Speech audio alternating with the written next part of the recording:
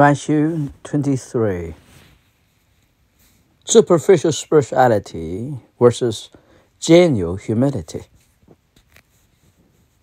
Then Jesus addressed both the crowds and his disciples and said, the religious scholars and the Pharisees sit in Moses' seat, and they authorize interpret the law.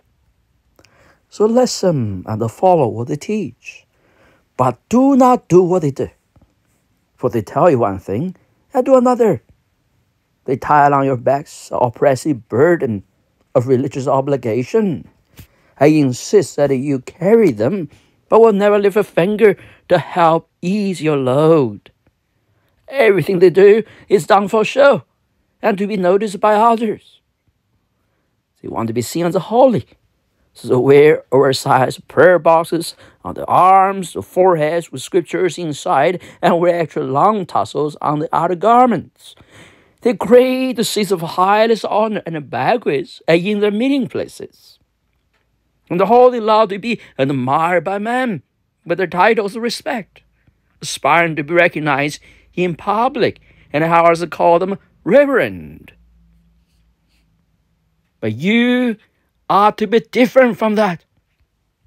You're not to be called master, for you have only one master, and you are all brothers and sisters. And you're not to be addressed as a father, for you have one Father who is in heaven.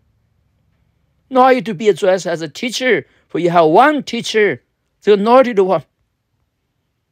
The greatest among you will be the one who always serves others. Remember this. If you have a lofty opinion of yourself and seek to be honored, you will be humbled. But if you have a modest opinion of yourself and choose to humble yourself, you will be honored. Jesus pronounced 7 woes. Great sorrow with you, religious scholars, and you, Pharisees, such frauds and pretenders. You do all you can to keep people from experiencing reality, heaven's kingdom realm. Not only do you refuse to enter in, you also forbid anyone else from entering in. Great sorrow with you, religious scholars, and you Pharisees, frauds and pretenders.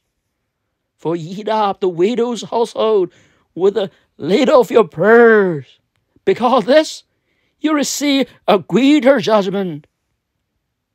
Greater sorrow with you, religious scholars, and you Pharisees, such frauds and pretenders.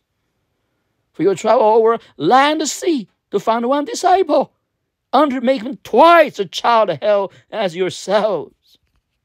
You blind guys, greater sorrow with you, for you teach that there is nothing binding when you swear by God's temple. But if you swear by the good of the temple, you'll be bound by your oath. You're deceived and blind. Which is greater, the good or the temple that makes the good sacred? You see that whoever takes an oath by swearing by the altar is nothing. But if you swear by the gift upon the altar, then you are obliged to keep your oath. What deception! But what is greater, the gift or the altar that makes the gift sacred? Whoever swears by the altar, swear by the altar and everything offered on it. And whoever swears by the temple, swears by it and the one who dwells in it. And whoever swears by heaven, swears by the throne of God and by God who sits upon it. Great sorrow with you, religious scholars and Pharisees, frauds and pretenders. For you are obsessed with the plural insults, like insist on paying meticulous tithes on the smallest herbs that grow in your gardens.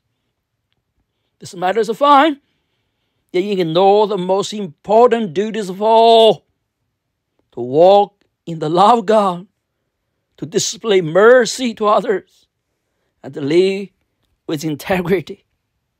Readjust your values and place first thing first.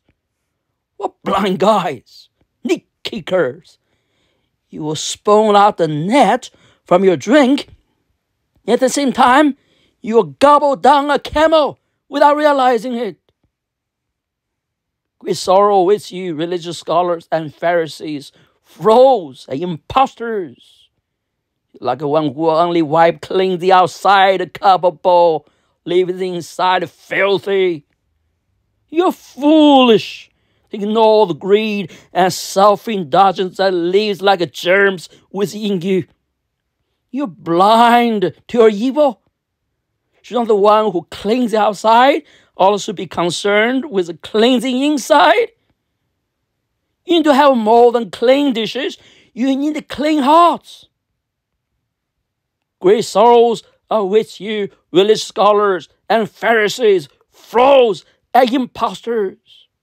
You're nothing more than tombs painted over with white paint. Tombs that look shiny and beautiful on the outside, but filled with a rotting corpse on the inside.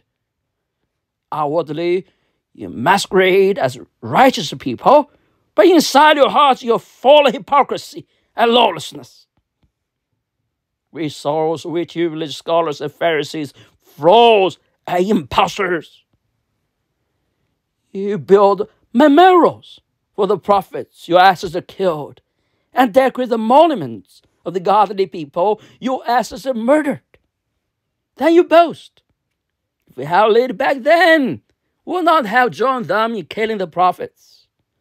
But your words and deeds testify that you're just like them, and prove that you're indeed the descendants of those who murdered the prophets. Go ahead and finish what your ancestors started. You're nothing but snakes in the grass, the offspring of poison vipers. Who will escape the judgment of hell if you refuse to turn in repentance? For this reason, I will send you more prophets and wise men and teachers of truth. Some you will crucify, and some you will beat mercilessly with whips in your meeting houses, abusing and persecuting them from city to city. As your penalty, you'll be held responsible for the righteous blood spilled and the murders of every godly person throughout your history. From the blood of righteous Abel to the blood of Zechariah, son of Jehoiada, whom you killed, and he stood in the temple between the brazen altar and the holy place. I tell you the truth. The judgment for all these things will fall upon this generation. This is the prophesied judgment coming to Jerusalem. Oh, Jerusalem, Jerusalem, you are the city that murders your prophets. You are the city that stoned the word messengers who were sent to deliver you. So many times, along together we were the people, as a hen gets her chicks under her wings, but you were too stubborn to let me. And now it's too late, since your city will be left in ruins. For you will not see me again until you are able to say, we welcome the one who come to us in the name of the Lord.